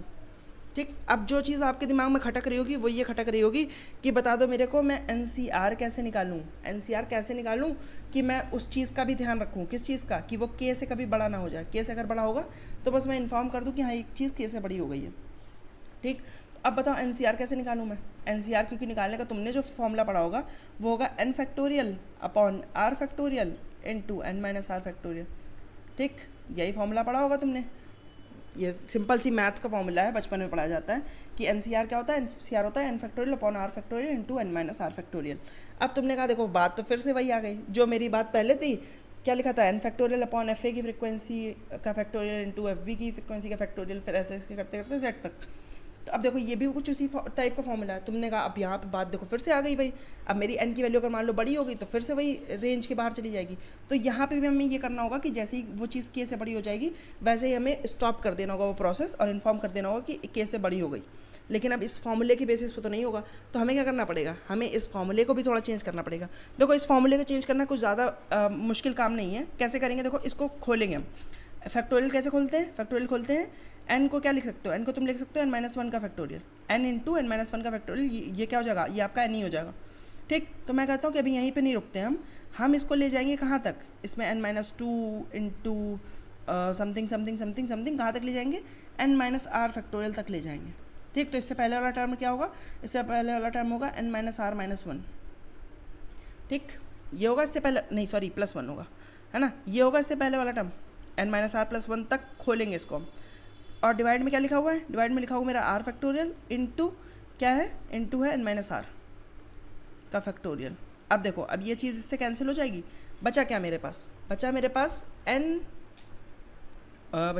n into n-1 dash dash dash dash n-r+1। अब ये टोटल कितने टर्म्स हैं, ये टोटल तुम्हारे r टर्म्स हैं। ठीक, और इस r फैक्टोरियल को अगर खोलोगे तो क्या आएगा, r into r-1 into r-2 dash dash dash तुम्हारा 1 तक आएगा। ठीक, सब कुछ 1 तक आएगा। तो अब मैं कहता हूँ कि इसको क्या करो तुम, इसको तुम एक एक टर्म्स को एक एक के पास दे दो। ये टोटल देखो r है, ये ऊपर वाले भी टोटल r है, सबको एक एक टर्म दे दो। तो इसको मैंने क्या किया, n को मैंने दे दिया 1 पकड़ा दिया, फिर उसके बाद क्या किया मैंने n-1 को 2 पकड़ा दिया, फिर मैंने क्या किया n-3 को 3 पकड़ा दिया, सॉरी n-2 को 3 पकड़ा दिया। ऐसे करते करते n-r+1 को क्या पकड़ा दिया, n-r+1 को r पकड़ा दिया। ठीक, अब देखो अब तुम्हारा टर्म्स फिर से क्या हो गया, फिर से तुम्हारा मल्टीपल में टर्म्स आ गया कि n इंटू फिर n-1, जिस प्लेस पे पहली बार तुम्हें ऐसा पता चल जाएगा कि ये वैल्यू k हो गई है, ये वैल्यू तुम्हारी क्या हो गई है, ये वैल्यू तुम्हारी k हो गई है, वैसे ही तुम क्या करोगे, वैसे ही तुम कह सकते हो कि रुक जाओ थम जाओ। क्यों, क्योंकि अब मेरी वैल्यू अगर तुम इसके बाद मल्टीप्लाई करोगे तो तुम्हारा ओवरफ्लो के चांसेस है, क्योंकि तुम्हें ऑलरेडी पता चल चुका है कि वैल्यू के बराबर है, के से बड़ी है एटलीस्ट। तो मतलब कि तुम्हें केवल रेंज का काम था, तुम्हें केवल ये पता करना है कि वैल्यू के से बड़ी है कि नहीं, एग्जैक्ट वैल्यू नहीं पता करनी है तुम्हें। ठीक, तो देखो ये थोड़ा मैथमेटिकल सा क्वेश्चन था, ये फॉर्मूला अगर तुम्हें नहीं आता तो लिख लो कहीं पे, समझ लो, बेसिकली लिखने की कोई ज़रूरत नहीं है। अगर तुम समझ जाओगे, बस क्या किया मैंने, एक्सप्रेशन को खोला ही था, जो n फैक्टोरियल था उसको n-r तक खोला, फिर n-r से n-r कैंसिल कर दिया, और फिर क्योंकि ऊपर भी r टर्म्स है नीचे भी r टर्म्स है तो एक एक करके डिस्ट्रीब्यूट कर दिया। ठीक, तो ये थोड़ा मैथमेटिकल था, उम्मीद करता हूँ कि आपको थोड़ा थोड़ा समझ में आएगा, कुछ कुछ समझ में आएगा। और पहली बार इस टाइप के क्वेश्चन को फेस कर रहे हो तो हाँ थोड़ा सा मुश्किल हो सकता है समझने का, बट हाँ थोड़ा टाइम देना इसमें, कम से कम 3-4 घंटे लगाना, समझने का एफर्ट करना, फिर से जाके सॉल्व करने की कोशिश करना, नहीं समझ में आया फिर से एफर्ट लगाना, थोड़ा बहुत इधर उधर से एक दो, अगर कोई और एडिटोरियल भी तुम्हें देखना हो तो वो भी देख सकते हो तुम, अगर तुम्हें नहीं समझ में आ रहा हो तो। बाकी बेसिक जो जिस्ट है, जो सबसे सरलतम तरीका हो सकता था, जिस तरीके समझा सकता था, मैंने उसमें समझाने की कोशिश करी तुम्हें। अब ये मैथमेटिकल वाला पार्ट तुम्हें अपने दिमाग में थोड़ा सा रखना पड़ेगा किसी तरीके से। और देखो बाकी इंप्लीमेंटेशन तुमको इसकी थोड़ी सी टफ लग सकती है, तो तुम क्या करो, इसको जैसे जैसे मैंने देखो समझाया है, पहले क्या किया मैंने NCR जो था उसको मैंने क्या किया, उसको मैंने ब्लैक बॉक्स की तरह ट्रीट करवाया तुमसे। पहले फ्रीक्वेंसी निकलवाई, वो निकालते टाइम बाकी क्वेश्चन को ध्यान में मत रखो, फ्रीक्वेंसी निकालो, उसको आधा करो, ठीक। ये पहला पार्ट हो गया तुम्हारा। दूसरा पार्ट क्या होगा कि अब क्या करो, 2 लूप लगेंगे। कौन सा लूप? पहला लूप लगेगा कि किस वाली पोजीशन पे तुम कैरेक्टर फिक्स करने जा रहे हो। पहले फर्स्ट पे पोजीशन फिक्स करोगे, फिर सेकंड पे, फिर थर्ड पे, ऐसे करते करते पोजीशंस पे कैरेक्टर्स फिक्स करोगे। दूसरा लूप किस चीज़ का है? दूसरा लूप लगेगा तुम्हारा कि अब इस पोजीशन को तो फिक्स कर लिया तुमने, अब इस पे रखोगे क्या, ए रखोगे कि बी रखोगे कि सी रखोगे कि डी रखोगे। अब जो भी रख रहे हो इस पोजीशन पे, ये वाला कैरेक्टर तुम रख रहे हो, ठीक। अब तुम्हें पता करना है क्या इसको रखने पे जो बचे हुए वो हैं वो मिलके तुम्हारा के ला पा रहे हैं कि नहीं। तो अब ये इसके लिए क्या करोगे, इसके लिए वो वाला फॉर्मूला जो पहले वाला फॉर्मूला था, क्या था कि तुम्हारा एन चूज़ तुम्हारा FA, फिर into N minus FA choose FB, ये वाला फॉर्मूला, इससे जो वैल्यू निकाल के लाओगे, इसमें क्या तुम्हें, इसमें बीच में तुम्हें किसकी ज़रूरत पड़ेगी, इसमें तुम्हें जो चूज़ निकालना उसको सॉल्व करने के लिए तुम्हारा NCR की ज़रूरत पड़ेगी, ठीक। तो NCR के अभी NCR को थोड़ी देर के लिए ब्लैक बॉक्स की तरह ट्रीट करो। अब क्या करोगे तुम, अब NCR को ब्लैक बॉक्स की तरह ट्रीट करके बाकी लिखने की कोशिश करो। क्या लिखने की कोशिश करो कि अगर तुम्हारे ये जो तरीके आ रहे हैं, ये वेज बेसिकली वही हैं जो वो फॉर्मूला था, उसमें देखो मल्टीप्लाई कर रहा हूँ एक करके, ठीक। अगर कभी भी ये तुम्हारा के से बड़ा हो जाता तो यहीं पे देखो ब्रेक करना मत भूलना। अगर तुमने ब्रेक नहीं किया तो तुम्हारी वैल्यू पक्का ओवरफ्लो हो जाएगी, ठीक। तो तुम्हें रन टाइम एरर आ जाएगी, क्योंकि इतनी बड़ी वैल्यू तुम स्टोर नहीं कर सकते हो। किसी फैक्टोरियल की वैल्यू तुम बड़े फैक्टोरियल की वैल्यू नहीं स्टोर कर सकते हो। तो जैसे ही तुम्हारा कभी भी के से बड़ा हो जाए तो तुम्हें वही पता चल गया है कि हाँ के से बड़ा हो गया, मैक्स पोटेंशियल तुम्हें निकालने की ज़रूरत नहीं है, ठीक। कितना आगे तक जा सकता है वो निकालने की ज़रूरत नहीं है तुम्हें। कहीं पे भी अगर तुम्हें पता चल गया कि के तक पहुंच रहा है तो वहीं पे ब्रेक कर दो, अपने आंसर में जो है वो ये वाला कैरेक्टर ऐड कर लो कि इस पोजीशन पे ये वाला कैरेक्टर ऐड होगा, ठीक। उसके बाद क्या करोगे तुम, अगर मान लो तुम्हारा नहीं हुआ तो तुम्हें क्या करना है, अगर मान लो इसका पूरा तुमने कैलकुलेट किया और इसने कहा कि मैं 1 से केवल 6 तक ही जा सकता हूँ, तुम्हें 12th पता करना था, तो तुमने कहा देखो स्टार्टिंग के 6 इसके हो गए, ठीक। स्टार्टिंग के 6 हो गए तो अब मतलब कि तुम्हें क्या पता करना है, अब तुम्हें 12th पता करना था, तो 12 माइनस 6 करोगे तो यानी कि अब अगले 6 पता करने तुम्हें, ठीक। तो वो पोजीशन को फिक्स करने के लिए माइनस वेज हो रहा है कि स्टार्टिंग के 6 इसने पता कर लिया और तुम्हें 12 तक जाना था, तो स्टार्टिंग के 6 हटा ही दो ऊपर से, तो अब मतलब कि अब नई नंबरिंग आ गई। तो अब 1 से लेके जो 6 से 12 था उस रेंज को तुमने अब 1 से 6 की रेंज का नाम दे दिया, ठीक। और बाकी तुमने देखो ये हाफ प्लस प्लस क्योंकि अब वो इम्प्लीमेंटेशन है, क्योंकि मैंने स्टार्टिंग में हाफ माइनस माइनस किया था, क्योंकि अगर एक कैरेक्टर मैं चूज़ कर रहा हूँ, मान लो मेरे पास 2 A हैं 2 B हैं, तो एक A मैंने यहाँ पे फिक्स करने की कोशिश करी, तो अब एक A बचा ना, एक A और 2 B को आगे परम्यूट करना है, तो इसलिए मैंने इसको पहले से ही इस हाफ में से निकाल लिया था ताकि ये ओवर काउंट ना हो जाए, अंदर भी कहीं ऐसा ना हो जाए कि 2 बार A 2 बार B को लेके मेरा वो परम्यूटेशन काउंट हो जाए, ठीक। तो इसलिए बाद में अगर मुझे पता चल गया कि अब ये इस पोजीशन पे फिक्स नहीं हो सकता है तो इसको मैं ऐड कर दूंगा, क्योंकि इसको मैंने कभी यहाँ पे रखा ही नहीं, ठीक। फाइनली बस वही मैंने लास्ट में चेक किया है कि अगर मेरी जो रिजल्ट है वो n/2 नहीं हो सका है, यानी कि n/2 ही अगर नहीं हो सका तो यानी कि मतलब कि मेरे परम्यूटेशन इतने इनफ हो ही नहीं पाए। यानी कि अगर मान लो ए खाली दी हुई है तो मैं स्ट्रिंग और तुमसे कहा कि 5वां परम्यूटेशन बता दो, तो ए को क्या ही परम्यूट कर लोगे, ए को एक ही तरीके से परम्यूट कर सकते हो। तो यानी कि तुम्हारे ऐसे भी हो सकता है केस जब तुम्हारा रिजल्ट अगर तुम्हें कभी मिला नहीं है तो यानी कि तुम खाली स्ट्रिंग रिटर्न कर दो, जो इन्होंने कहा है कि खाली स्ट्रिंग रिटर्न करनी है, एम्प्टी स्ट्रिंग, ठीक। अदरवाइज़ तुमने रिजल्ट अपना बना ही लिया है और क्या किया, और तुमने देखा कि बीच वाला कैरेक्टर है तो वह रख दो, वरना रिवर्स करके रख दो एज इट इज़, जो मैंने सेकंड क्वेश्चन में किया था।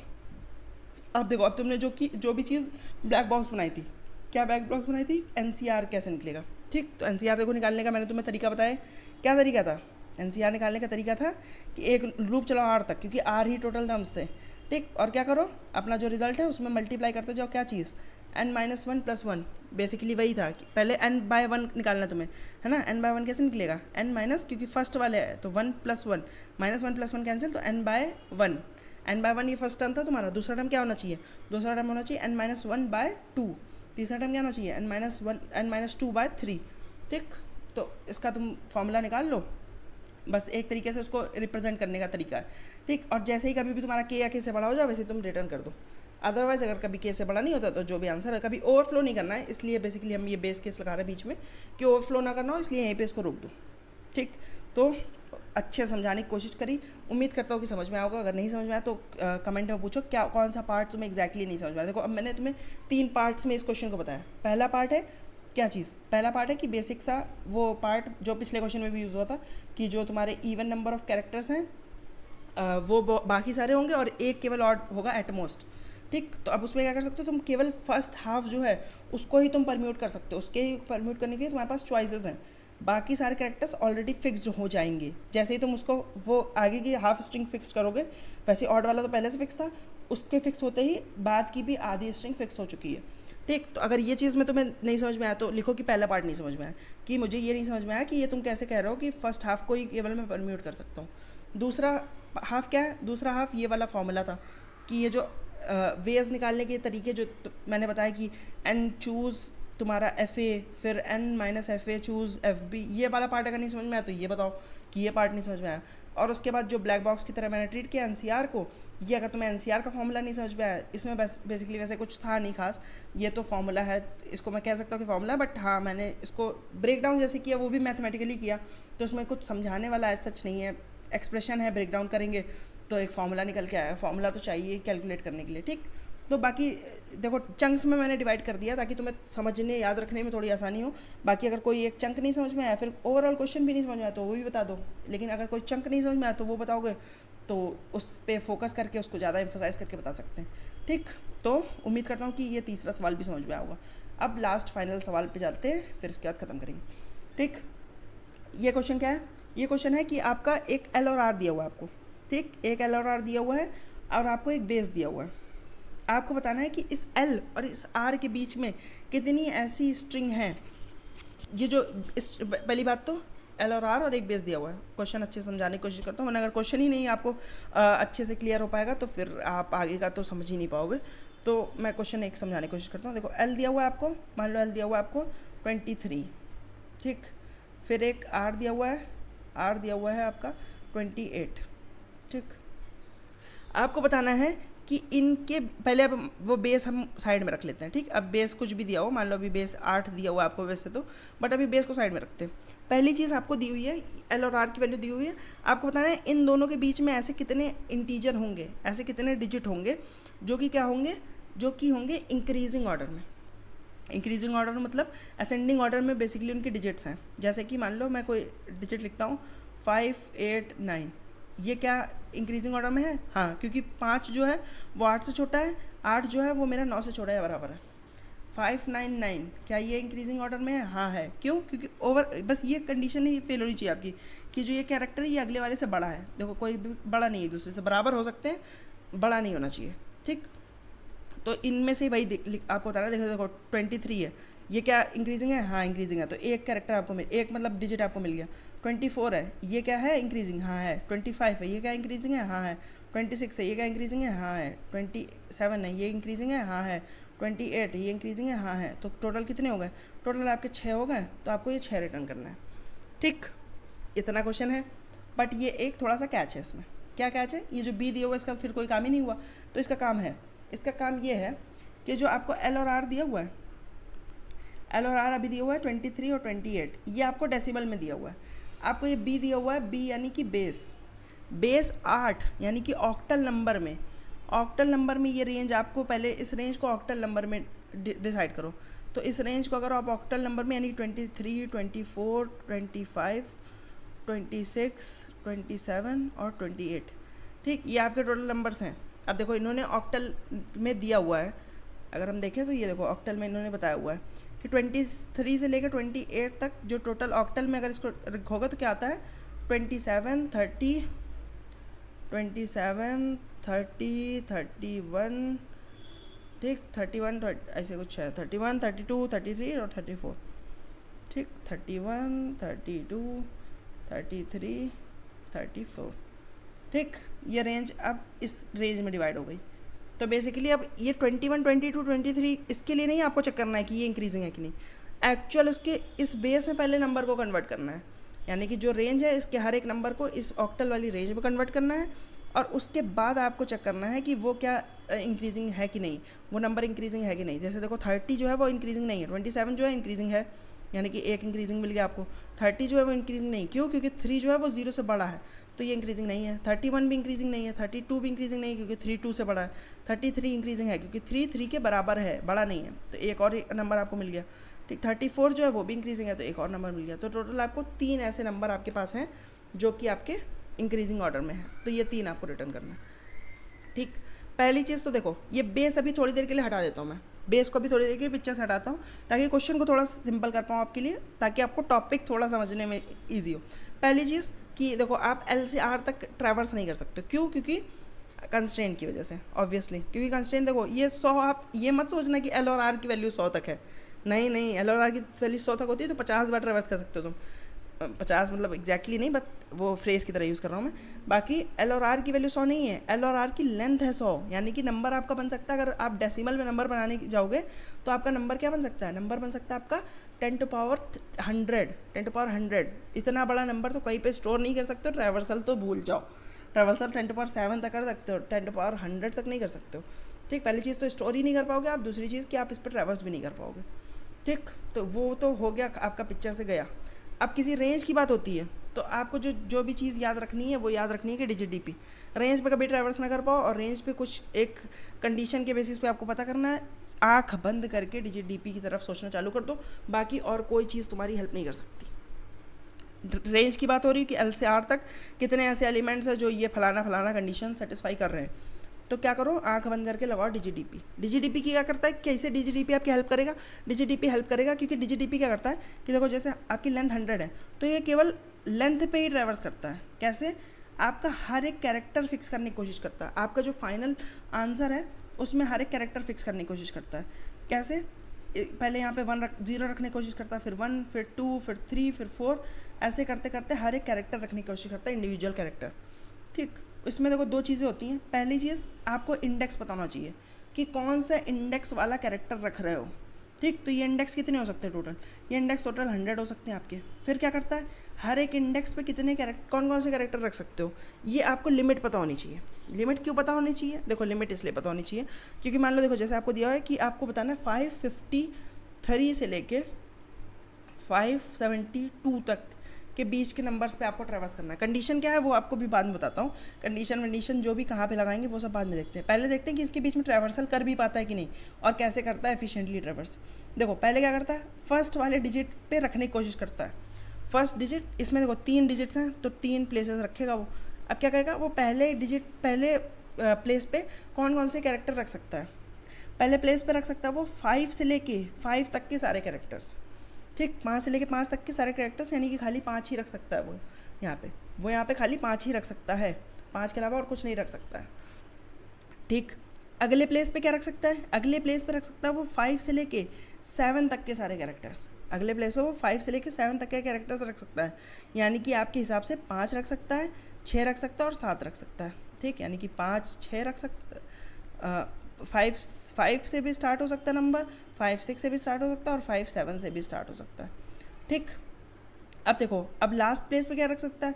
लास्ट प्लेस पे आप देखोगे 3 और 2, ये कैसे बताओ क्या रख सकता है? ठीक, तो मेरा कहना होगा कि देखो क्या क्या रख सकता है यहाँ पे बाद में क्या क्या रख सकता है। अगर आपने यहाँ पे 5 5 चुना है, अगर यहाँ पे आपने 5 5 चुना है तो रेंज आपकी कहाँ तक है? रेंज आपकी 5 7 तक। अगर आपने 5 5 चुन लिया, यानी कि पहले ही आपने एक लेसर नंबर चुन लिया, इसको मैं कहता हूँ कि स्ट्रिक्टली बाउंड है कि नहीं।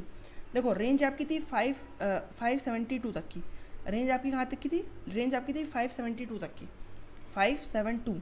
अगर यहाँ पे आपने 5 चूज़ किया, यहाँ पे आपने 5 चूज़ कर लिया, यहाँ पे लेकिन आप 7 तक चूज़ कर सकते थे नंबर। यहाँ पे आप नंबर क्या चूज़ कर सकते थे? 7 तक चूज़ कर सकते थे, लेकिन आपने चूज़ किया 5।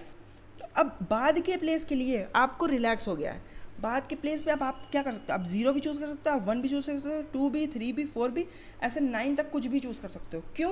क्योंकि एक आपने हायर, जो मोर सिग्निफिकेंट बिट है, मोर सिग्निफिकेंट बिट आपकी लेफ़्ट साइड पे होती है। तो लेफ़्ट साइड की, यानी ये देखो, क्योंकि ये 1s प्लेस है और ये आपका 10s का प्लेस है।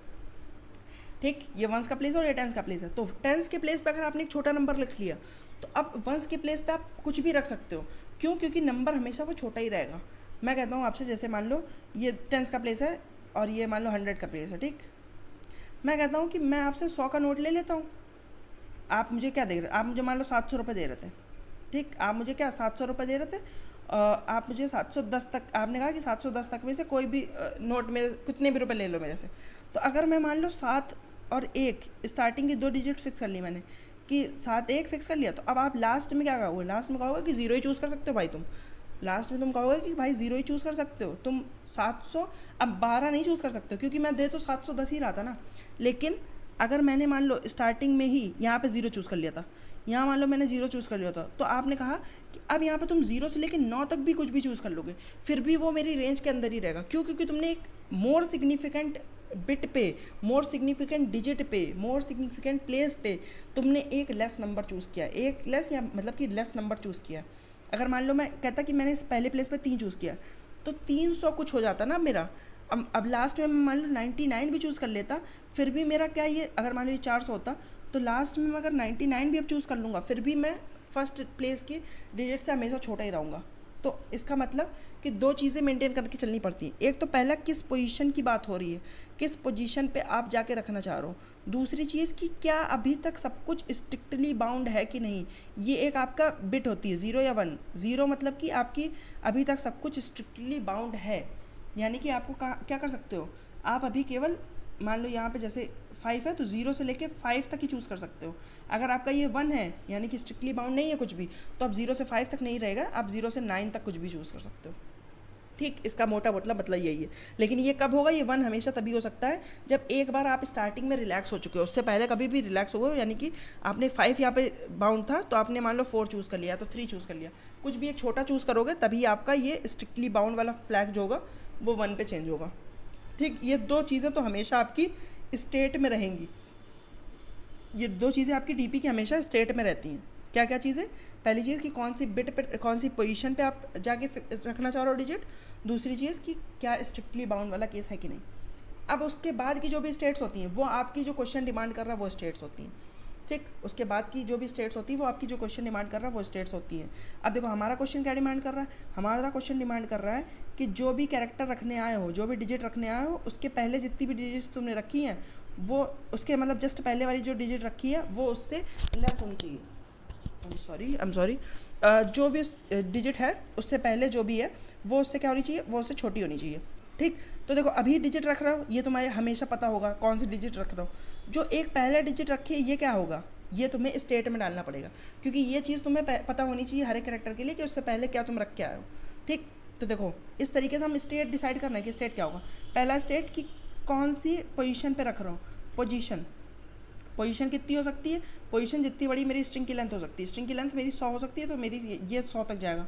ठीक, फिर उसके बाद एक 2 साइज़ का मुझे वो चाहिए कि स्ट्रिक्ट है कि नहीं है। अब देखो एक मेरी स्टेट में और चीज़ आ गई, क्या चीज़ आ गई कि मैंने लास्ट कैरेक्टर कौन सा रखा था। लास्ट कैरेक्टर 0 से 9 तक कुछ भी रख सकते हो। तो देखो 10 तक, एक 10 वाली बिट एक और मेरे पास स्टेट में आ गया, एक और चीज़। और क्या कुछ मुझे चाहिए, और कुछ मुझे नहीं चाहिए। क्यों? क्योंकि और कुछ नहीं चाहिए मुझे। क्यों नहीं चाहिए? क्योंकि अब तो मेरा बाकी सब कुछ तो फिक्स हो गया ना। मुझे क्या चाहिए था, खाली एक कोई डिजिट चूज़ करते टाइम मुझे पहले ये बताओ कि मैं इस डिजिट को कहाँ से कहाँ तक चूज़ कर सकता हूँ। उसके लिए मुझे ये पता करवाएगा कौन कि स्ट्रिक्टली बाउंड है कि नहीं, और एक कहाँ किस प्लेस पे रख रहा हूँ ये भी मुझे पता होना चाहिए। उसके लिए मेरे पास एक स्टेट है ही, और एक स्टेट कि ये मैं चूज़ कर भी सकता हूँ कि नहीं। अगर मान लो मैंने पहले 4 चूज़ कर रखा है तो अब मैं क्या 3 चूज़ कर सकता हूँ? नहीं चूज़ कर सकता हूँ, वैलिड बनेगा ही नहीं। तो मतलब कि अब मैं केवल 4 के आगे आगे वाली चीज़ें ही चूज़ कर सकता हूँ। उसके लिए मुझे एक लास्ट वाला भी लेके चलना होता है। ठीक, अब देखो अब मुझे क्या पता चल गई, मुझे अगर 0 से लेके किसी एक L तक पता करनी है कि बताओ L तक 0 से लेके N तक मान लो पता करनी है मुझे कि कितने ऐसे मेरे डिजिट्स होंगे, तो वो मैं डिजिट डीपी की मदद से कर सकता हूँ। ठीक, इतना जो सब कुछ समझाया वो मेरा ये बताता है कि 0 से N तक मेरे कितने ऐसे नंबर्स हैं जो कि मेरे किसी कंडीशन को सेटिस्फाई कर रहे हैं। ठीक, अब देखो मैं 0 से N तक निकाल लेता हूँ, तो अब मुझे L से R तक निकालना है। तो अब मैं कैसे निकालूंगा L से R तक? अब मैं क्या अपनी डीपी में कुछ छेड़छाड़ करूँगा? मैं कहूँगा नहीं। मैं क्या करूँगा, मैं ज़ीरो को मतलब एक वो मान के मैं निकालने की कोशिश करूँगा इन दोनों के लिए। कैसे? जो मेरा L से R होता है उसको मैं इस तरीके से भी तो लिख सकता हूँ कि 0 से R और 0 से L-1। 0 से r और 0 से l-1। तो 0 से r की रेंज में से अगर मैं माइनस कर दूंगा 0 से l-1 वाला, ठीक, अगर मैं 0 से r का आंसर निकाल लूँ, फिर उसमें से माइनस कर दूँ 0 से l के बीच में कितने, 0 से l-1 के बीच में कितने, तो मेरे l से r तक के बीच में निकल आएंगे इंक्लूसिव, ठीक। तो बस मुझे यही करना है, मुझे क्या करना है कि l से r तक निकालना था, 0 से r तक निकालूंगा और 0 से l-1 तक निकालूंगा, दोनों मुझे पता चल गए, मैं दोनों को माइनस कर दूंगा, ठीक। सब कुछ पता कर चल चुका हमें। लेकिन एक जो छोटी सी चीज़ थी जो हमने कहा था कि अब इसके रहने देते हैं, वो तो रही गई। अब वो क्या था मेरा, वो था मेरा कि एक्चुअली मुझे ये 20 से लेके एक्चुअली मुझे ये 20 से 28 तक ट्रैवर्स नहीं करना है। अगर एक्चुअल में 20 से 28 तक ट्रैवर्स करना होता तो मेरा आंसर तो निकल आया है, लेकिन मुझे क्या करना है, मुझे तो इसको उसमें कन्वर्ट करना है ना, किस में, मुझे तो इसको कन्वर्ट करना है अपने बेस जो भी दिया होगा, बेस 0 से लेके 10 तक कुछ भी दिया हो सकता है, सॉरी 2 से लेके 10 तक, यानी बाइनरी से लेके पूरा डेसिमल तक कुछ भी दिया हो सकता है, 3 भी हो सकता है बेस मेरा, 4 भी हो सकता है, 5 भी हो सकता है, 6 भी हो सकता है। तो अब बेस जो बेस है उस पर ट्रैवर्स करना है, तो अब ये कैसे होगा, तो देखो इसके लिए तुम्हें ज़्यादा चेंजेस नहीं करने पड़ेंगे। पहली चीज़ तो तुम्हें नंबर को किसी को उस बेस में कन्वर्ट करना आना चाहिए। इसको अभी हम बनाते हैं ब्लैक बॉक्स, कि नंबर को किसी बेस में कन्वर्ट करना हमें आता है, हम इधर से अपना नंबर देंगे और देंगे कि कोई बेस किस बेस में कन्वर्ट करना है, इधर से मेरा आउटपुट में निकलेगा कि वो नंबर उस बेस में, ठीक। ये चीज़ मेरी बेस वो हो गई, क्या हो गई, ब्लैक बॉक्स हो गई, ठीक। तो अब मुझे ये मैं 28 का निकाल लूँगा जिस भी बेस में, मान लो बेस 8 में पूछा गया, तो 28 को निकाल लूँगा कि बताओ तुम बेस 8 में कितने हो। तो इसने बताया कि मान लो मैं 34 हूँ, जस्ट मैंने एज्यूम किया कि 34 हो, कुछ ऐसे ही होता है 33 के आसपास, ठीक। और मैं 20 का पूछूंगा कि तुम बताओ बेस कितने होते हो, ठीक। तो ये मान लो कह देगा कि मैं कुछ होता हूँ, मान लो 30 के समथिंग कुछ भी होता हो, 30 तो नहीं हो सकता, 23 24 ऐसे कुछ भी होगा, ठीक। तो इसने बोल दिया कि मैं ये हूँ, मैं ये हूँ। अब मैं कहूँगा कि मैं तुम पूरी रेंज में ट्रैवर्स करूँगा, इस वाली रेंज में ट्रैवर्स करूँगा, रादर देन इस रेंज में ट्रैवर्स करने के इस रेंज में मैं ट्रैवर्स करूँगा। अब तुम कहोगे कि देखो इसमें तो खाली 8 ही एलिमेंट्स है बीच में, इसमें तो कुछ ज़्यादा ही एलिमेंट्स है, 11 एलिमेंट्स हैं। तो मैं कहूँगा कि वो जो 3 एलिमेंट्स हैं वो मेरे वेस्ट एलिमेंट्स हैं, उनको मुझे कंसीडर नहीं करना है, वो मेरे इस बेस में, इस बेस की गिनती जो काउंटिंग होती है उस काउंटिंग में आते ही नहीं है। तो वो नंबर कौन से होते हैं, देखो जो बेस का एक्चुअल में मतलब क्या है, बेस का मतलब है कि अगर 8 लिखा हुआ है तो मेरा 0 से लेकर केवल 7 तक ही डिजिट्स एग्जिस्ट करती हैं इस बेस में। जैसे मेरा जो 10 होता है, जो नॉर्मल डेसिमल वाला होता है, उसमें मेरे 0 से लेकर 9 तक नंबर्स एग्जिस्ट करते हैं। तो मेरा जो 8 ऑक्टल वाला बेस होता है उसमें मेरे केवल 0 से 7 तक नंबर एग्जिस्ट करते हैं। तो जो नंबर मेरा इस रेंज में, जो 23 से लेके 23, 24, 25, 26, 27, 28, 29 और 30, ठीक, 31, 32 ऐसे 33 और 34।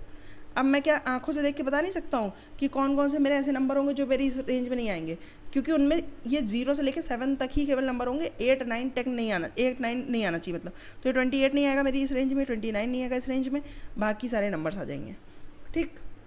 तो मतलब कि मेरे को क्या करना है, मेरे को जो डीपी में मैं चेक कर रहा था कि क्या मैं ये डिजिट उठा सकता हूँ कि नहीं, तो उस टाइम पे मेरे को देखना है कि वो डिजिट क्या मेरी इस बेस में एग्जिस्ट करता है कि नहीं।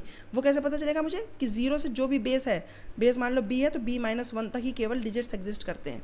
तो इसको भी मैं अपनी डीपी वाले जब चेक कर रहा था, चेक वाले फंक्शन में, चेक वाला जो मेरी कंडीशन थी उसमें मैं ये भी चेक कर सकता हूँ कि मेरा ये जो नंबर है ये मेरा क्या इस बेस में एग्जिस्ट भी करता है कि नहीं। तो मैं आराम से इस बड़ी वाली रेंज पर ट्रैवर्स कर सकता हूँ, जो नंबर मेरे होंगे नहीं वो कभी मेरे आंसर में आएंगे भी नहीं, ठीक। तो ज़्यादा दिमाग लगाने से अच्छा मेरे को देखो सरल सॉल्यूशन मिल गया। क्या सॉल्यूशन मिल गया मेरे को, सरल सॉल्यूशन मिल गया कि मैं केवल चेक कर लूँगा, मैं अपनी रेंज ही को बड़ा कर लूँगा, अपनी रेंज को ही बड़ा कर लूँगा और बस बाद में क्या कर लूँगा। देखो अब मैंने क्या किया, देखो डीपी जो मैंने बताई थी, डीपी ये देखो 1000 क्यों लिए मैंने, अभी तो थोड़ी देर में बताता हूँ तुम्हें। ये 1000 नहीं, इसको तो 100 लेना चाहिए था मुझे, तुम्हें ऐसा लग रहा होगा, ठीक। तो मैं अभी थोड़ी देर में बताता हूँ 1000 क्यों लिए मैंने। ये जो 2 है ये मेरा वो है कि स्ट्रिक्ट है कि नहीं बाउंड सभी, और ये मेरा क्या है, ये मैंने 15 ले लिया, बाकी 10 ही लेना चाहिए क्योंकि मेरे 10 ही तक हो सकते हैं नंबर्स, जो लास्ट है वो ही इसमें स्टोर होगा बेसिकली, ठीक। तो क्या कर रहा हूँ मैं, ये मेरा बेस केस है कि अगर मैं लास्ट स्ट्रिंग के बाहर आ चुका हूँ तो मैं एक तरीका होगा मेरा मतलब ये डिजिट फिल करने का, और ये मेरी डीपी वाली कंडीशन है। लिमिट देखो स्टार्टिंग में मैंने 9 मानी है, ठीक, क्योंकि मैंने कहा कि 0 से 9 तक नंबर्स हो सकते हैं। और फिर उसके बाद मैंने फ्लैग चेक किया, फ्लैग अगर मेरा 0 है मतलब कि मामला अभी तक रिलैक्स नहीं हुआ है, अगर मामला रिलैक्स नहीं हुआ तो केवल मैं जो इस वाली उसकी वैल्यू है, यानी कि अगर मान लो ये 5 5 4 था तो मैं केवल 5 ही तक ले सकता हूँ, 0 से 5 तक ये एलिमेंट्स ले सकता हूँ। अगर मामला रिलैक्स हो गया होता तो मैं 0 से 9 तक ले सकता था। ठीक, तो वो यहाँ से मुझे अपनी लिमिट तक पता चल गई।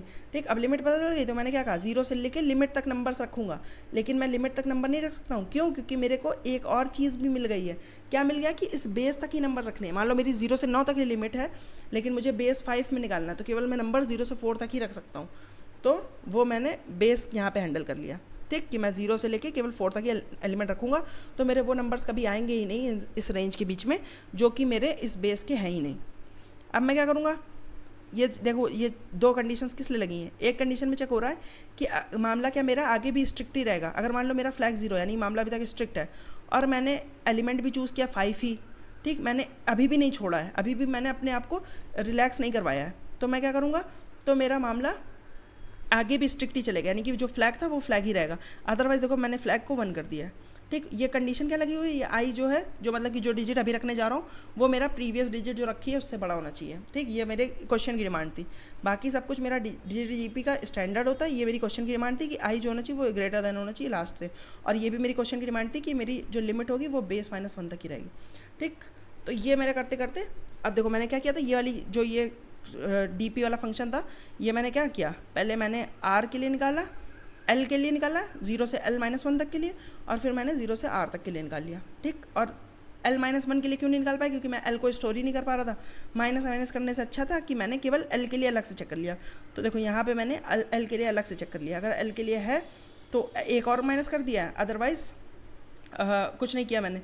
ठीक, तो ये मैंने किया कि अपना L तक का निकाल लिया, आंसर 2 में मेरा पड़ा हुआ है R तक का, और बाद में क्या किया, आंसर 1 माइनस आंसर 2। अब क्योंकि मॉड लेना है, तो मॉड में देखो यहाँ पे भी आपका चीज़ फेल हो सकती है, क्योंकि नेगेटिव आ जाएगा फिर वैल्यू।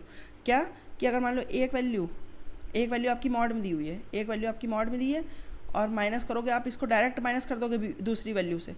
ठीक, तो आपका मामला नेगेटिव हो सकता है। तो उस केस में क्या करना होता है, उस केस में बस एक इसमें मॉड ऐड करके फिर से एक बार मॉड ले लेना होता है। तो अगर ये कर दोगे आप तो आपका मामला सब कुछ पॉजिटिव ही रहेगा। ठीक, ये आपका एक मॉड्यूलो अर्थमेटिक का ही तरीका है। ये भी पता होना चाहिए आपको अगर आप CP वगैरह करते हो तो। अब देखो जो चीज़ मैंने ब्लैक बॉक्स ली थी, क्या मैंने ब्लैक बॉक्स लिया था कि मेरे को किसी भी चीज़ को बेस में कन्वर्ट करना है। मान लो डेसिमल है तो उसको बाइनरी में कन्वर्ट करना है, या तो ऑक्टल में कन्वर्ट करना है। तो वो देखो कैसे कन्वर्ट होता है, वो आप इम्प्लीमेंटेशन कुछ भी लिखो आपकी, वो इम्प्लीमेंटेशन मैं नहीं दिखा रहा आपको, आप कहीं से कॉपी भी कर सकते हो इंटरनेट से, उसको कोई मतलब नहीं है, GPT वगैरह कहीं से भी लिखवा लो। तो ये तो केवल आपका एक ऑक्सिलरी फंक्शन है एक तरीके से। तो लेकिन कन्वर्ट करते कैसे हैं, तो बेसिकली अगर मान लो आपको 24 को कन्वर्ट करना है तो क्या करोगे आप, पहले इसको 8 बेस में मान लो कन्वर्ट करना है। ठीक, तो पहले इसको आप डिवाइड करोगे, डिवाइड करने के बाद जो रिमाइंडर आएगा, रिमाइंडर आपका 0 आया। ठीक, रिमाइंडर आपका 0 आया तो ये 0 एज इट इज़ रखो, 8 से डिवाइड कर रहे हो आप। ठीक है, तो ये 8 अभी अलग है, 8 अलग है, 8 से डिवाइड किया आपने, ये आपका क्वेश्चन आया, ये आपका रिमाइंडर आया। ठीक, फिर आपने क्या किया, फिर से इसको डिवाइड किया, अब डिवाइड होगा नहीं तो ये एज इट इज़ आ गया। अब इसको रिवर्स ऑर्डर में लिख लो, तो यानी कि 24 जो आपका होता है वो 30 के बराबर होता है। ठीक, इस तरीके से आप निकाल सकते हो। अब देखो डिवाइड करना है एक अब बड़ी सी स्ट्रिंग को दूसरी स्ट्रिंग से, ये आपको डिवाइड करना आना चाहिए। एक एक करके कैरेक्टर्स आते जाते हैं, उनको डिवाइड करो, फिर उसके बाद उसको दूसरी स्ट्रिंग बनाओ। तो ये सब मैं नहीं बताने जा रहा हूँ, मेरा मेन जो पर्पस था वो मेरे पर्पस था DGDP आपको समझाना, वो उम्मीद करता हूँ कि मैंने समझा दिया होगा। ठीक, तो देखो ये दोनों क्वेश्चन स्टार्टिंग के दो क्वेश्चन थे वो तो सरल थे, ये जो लास्ट के 2 क्वेश्चन है they are the sharks in the tank. तो इसको अगर आपने समझ लिया, मेरे हिसाब से तो थर्ड क्वेश्चन जो था वो ज़्यादा कठिन था। अगर मैथ आपको नहीं उतनी अच्छे से आती है तो ये तो देखो थोड़ा स्टैंडर्ड ही था, इसमें बस थोड़ा बहुत ही ट्विक करना था DGDP का जो स्टैंडर्ड तरीका होता है उसको। अगर लेकिन आपको DGDP नहीं आती तो ये अच्छा क्वेश्चन है, इसमें आप सीख लो DGDP, और उम्मीद करता हूँ कि आपको सब कुछ समझ में आएगा। और कुछ भी नहीं समझ में आया तो आप स्पेसिफिक कमेंट करो मुझसे कि क्या नहीं समझ में आया, I would like to answer that. और वीडियो अगर पसंद आया तो इसको लाइक कर देना, चैनल को सब्सक्राइब कर देना। मैं मिलता हूँ आपसे फिर किसी और वीडियो में, तब तक के लिए बाय बाय।